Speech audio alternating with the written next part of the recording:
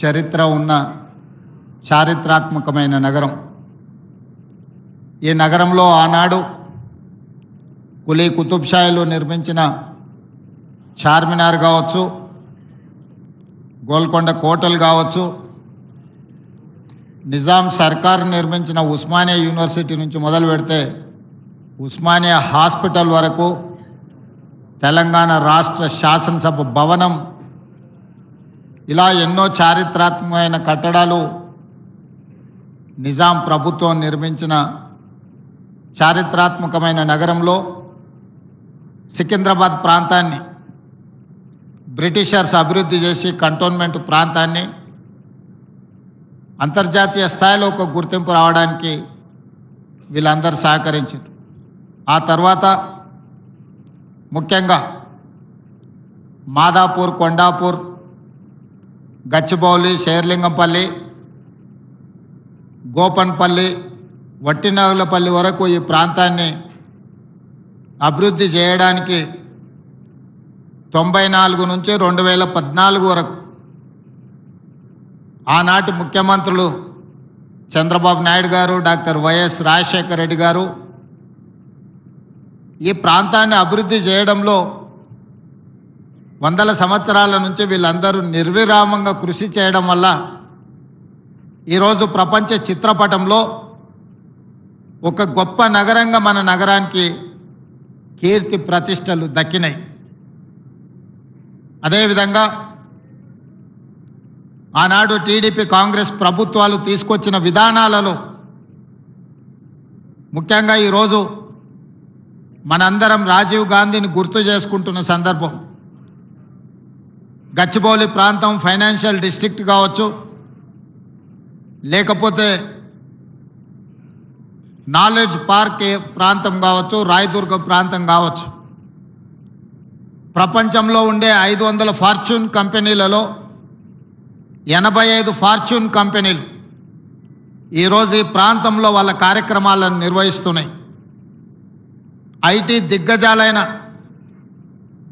Infosys, Microsoft నుంచి మొదలు పెడితే గూగుల్ లాంటి సంస్థలు ఈరోజు ఇక్కడ అత్యధిక ఉద్యోగ అవకాశాలు కల్పించిన టీసీఎస్, హెచ్సిఎల్, కాగ్నిజెంట్ లాంటి సంస్థలు ఈ ప్రాంతంలో లక్షలాది మంది సాంకేతిక నిపుణులు, ముఖ్యంగా గ్రామీణ ప్రాంతాలలో నుంచి చదువుకున్న యువకులు ఈరోజు ఐటీ రంగంలో రాణిస్తున్నారంటే ఆనాడు దేశానికి రాజీవ్ గాంధీ గారి కంప్యూటర్ని పరిచయం చేసిండు.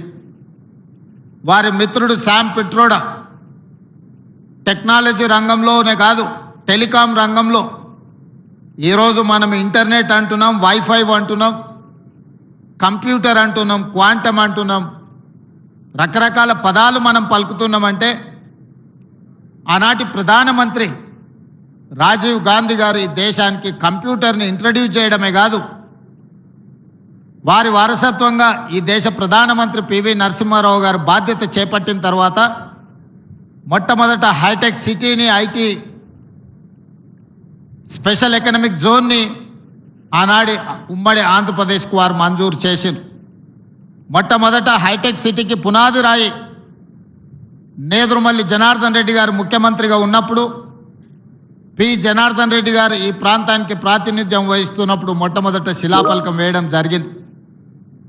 వివిధ కారణాల చేత హైటెక్ సిటీ నిర్మాణం జరగక తిరిగి చంద్రబాబు నాయుడు గారు ముఖ్యమంత్రిగా బాధ్యతలు చేపట్టిన తర్వాత మన ప్రాంతం అభివృద్ధి చెయ్యాలి అనంటే మన రాష్ట్ర విద్యార్థులు కర్ణాటకనో మహారాష్ట్రకు పోయి ఇంజనీరింగ్ చదువుకోవడం కాదు, మన ప్రాంత విద్యార్థులు ఇక్కడనే ఇంజనీరింగ్ గ్రాడ్యుయేట్స్గా చదువుకొని కంప్యూటర్ సైన్స్ని అవసోపాన బట్టి కంప్యూటర్ నిపుణులుగా రాణించాలి అని వారు తీసుకొచ్చిన మార్పులు, వారు నిర్మించిన హైటెక్ సిటీ ఈరోజు మనకు లక్షలాది కోట్ల రూపాయల ఆదాయాన్ని రాష్ట్రానికి తెచ్చిపెట్టడమే కాదు, ఈరోజు ప్రపంచంలో ప్రసిద్ధిగాంచిన కంపెనీలు ఈ ప్రాంతానికి రావడం జరిగింది.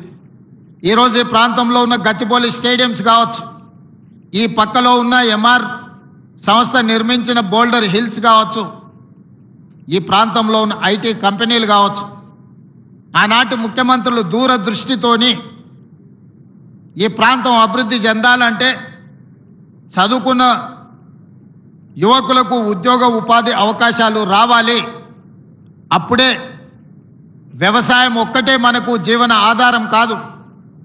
కుటుంబంలో 4 అన్నదమ్ములు ఉంటే ఒకరు వ్యవసాయం చేయాలి, ఇంకొకరు వ్యాపారం చేయాలి, ఇంకొకరు ఐటీ రంగంలో రాణించాలి అని ఆనాడు ఆ ముఖ్యమంత్రులు ఆలోచన చేయడంతో ఈరోజు మనలో లక్షలాది మంది ఐటీ నిపుణులుగా కాదు, అమెరికాలో సిలికాన్ వ్యాలీని మనం ఈరోజు శాసిస్తున్నాం. ఈరోజు అమెరికాలో సంస్థలు నిర్వహిస్తున్న మన ఐటీ నిపుణులు, ఉద్యోగ బాధ్యతలు నిర్వహిస్తున్న మన ఐటీ నిపుణులు ఒకవేళ వాళ్ళు పని చేయడం ఆపేస్తే అమెరికా యొక్క ఆర్థిక వ్యవస్థనే దెబ్బతినే స్థాయికి ఈరోజు మనం ఎదిగినాం.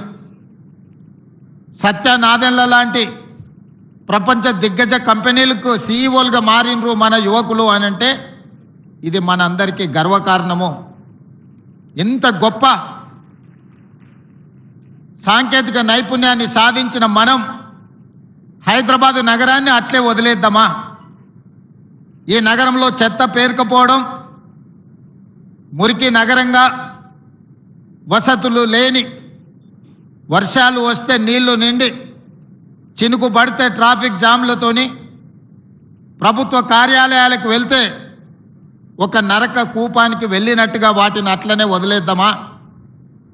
లేదు అంటే ప్రపంచానికే ఆదర్శంగా నిలబడిన హైదరాబాదు నగరాన్ని ఒక విశ్వ నగరంగా తీర్చిదిద్దుకుందామా? మీరు ఆలోచన చెయ్యండి.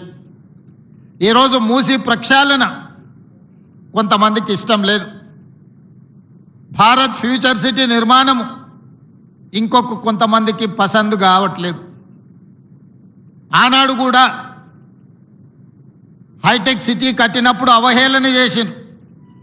అంతర్జాతీయ ఎయిర్పోర్ట్ ఎక్కడో దూరంగా ఉంది, ఔటర్ రింగ్ రోడ్డులో ఎవరు ప్రయాణం చేస్తారు, కార్లు ఉన్న వాళ్ళ కోసమేనా ఈ అభివృద్ధి అని ఆనాడు మాట్లాడింది. ఆనాడు పి జనార్దన్ రెడ్డి గారు కుండల ప్రదర్శన చేసేటోడు ఎండాకాలం వచ్చిందంటే సచివాలయం ముందు. చంద్రబాబు నాయుడు గారు శాసనసభకి వెళ్ళాలన్నా, సచివాలయానికి వెళ్ళాలన్నా పి జనార్దన్ రెడ్డి గారు ప్రదర్శించే కుండల ప్రదర్శనని దాటుకొని ముందుకు వెళ్లాల్సిన పరిస్థితి ఆనాడు ఉండే. అక్కడి నుంచి ఆలోచన చేసి హైదరాబాదు నగర దాహార్తిని తీర్చడానికి నిజాం నిర్మించిన హిమాయత్ సాగర్, ఉస్మాన్ సాగర్ నీరు సరిపోవడం లేదు, మరి నగరానికి వస్తున్న లక్షలాది మంది యొక్క దాహార్తిని తీర్చాలంటే కృష్ణా జలాలను తరలించాలని ఆనాడు కృష్ణా నుంచి, నాగార్జున సాగర్ నుంచి తాగునీటిని తరలించి హైదరాబాదు నగరానికి కృష్ణా జలాలను తరలించారు. ఆనాడు కృష్ణా జలాలు సరిపోవడం లేదని గోదావరి జలాలను గోదావరి నది నుంచి హైదరాబాదు నగరానికి తేవడం జరిగింది. ఇవే కాదు, మంజరా నుంచి హైదరాబాదు నగరానికి తాగునీటిని తీసుకొచ్చి ఈ ప్రాంతంలో వివిధ రాష్ట్రాలు, వివిధ దేశాల నుంచి ఉద్యోగ ఉపాధి కోసం వచ్చే వాళ్ళకి ఆశ్రమం ఇవ్వడమే కాదు, అన్ని మౌలిక వసతులను ఆనాటి ప్రభుత్వాలు ఏర్పాటు చేయబట్టే ఈరోజు ఈ ప్రాంతం గొప్పగా అభివృద్ధి చెందింది. కానీ ఇది సరిపోదు, ఇది ప్రపంచం ఆశిస్తున్న స్థాయిలో ఇంకా మనం చేయాల్సింది చాలా ఉంది. అందుకే నేను చెప్పిన హైదరాబాదు నగరం బెంగళూరుతోనో, చెన్నైతోనో, ఢిల్లీతోనో, కలకత్తానో,